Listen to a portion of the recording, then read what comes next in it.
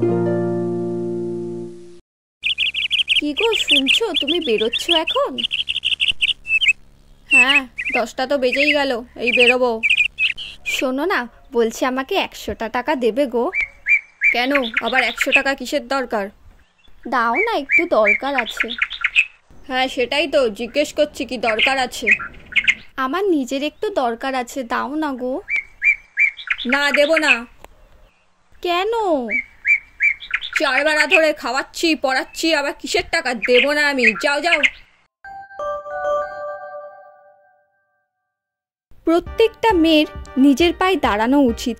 সে মাসে 2000 টাকা রোজগার করুক কি 20,000, কিন্তু তার রোজগার করা উচিত।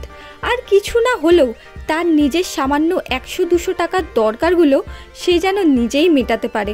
সেই দরকার মেটানোর জন্য তার স্বামীর কাছে দুটো কথা না শুনতে হয়। ধন্যবাদ।